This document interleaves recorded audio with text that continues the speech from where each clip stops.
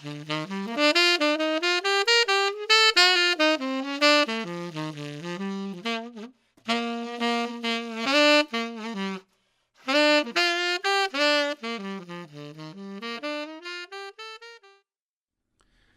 this lesson, you'll take the first steps toward learning to improvise over tunes with chord changes.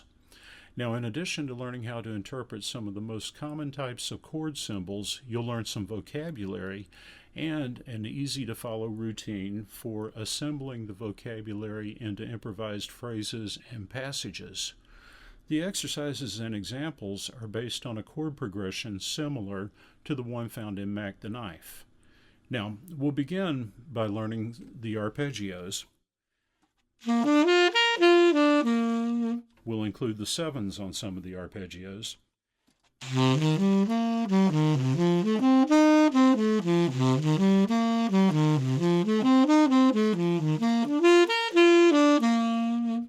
We'll also learn the pentatonic scales that go with the chords.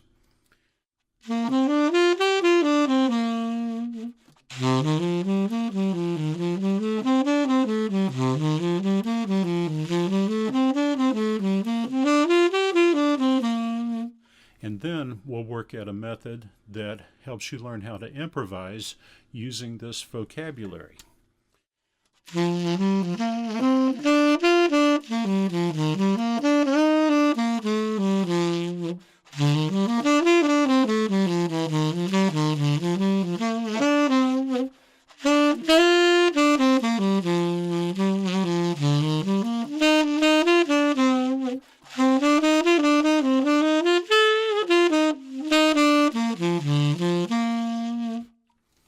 Now, since our progression is similar to the one found in Mac the Knife, you might want to take some time, do a little internet research, and locate some instrumental and vocal versions of Mac the Knife. It's important that you check out the vocal versions so that you can learn the words and the phrasing of the melody. You might even do a little internet research and find a lead sheet so that you've got a copy of the melody. Now, in addition to this, you can look for play-along tracks for Mac the Knife. If you need a recommendation for a play-along track, just give me an email and I'll shoot you a recommendation. Let's continue by examining the chord changes to our practice chord progression. Notice that the progression is 16 bars long and that it is divided into two 8-bar sections by a double bar. Thinking of it in two sections will ultimately help you with phrasing and keeping your place in the chords once we begin improvising. I've labeled the two sections as A and B.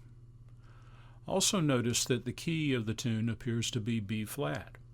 You can't always determine the key of a tune by the starting chord, but since the A section starts and ends with a B flat chord and the tune ends on a B flat chord, we're pretty safe in saying that the chord progression is in the key of B flat. As the saying goes, if it looks like a duck and quacks like a duck, it's probably a duck. Look through the chord progression and you'll find that it includes 4 different chords: B flat 6, C minus 7, that's C minor 7, F7, and G minor 7. Before we begin our practice, let's take a moment and discuss the chord symbols and their meanings.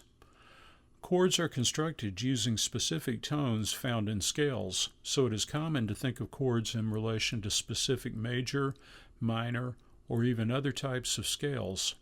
The foundation tones of chords are usually triads, but other tones, such as the 6 or 7, may be added to enhance the function of the chord or to add density to the harmony.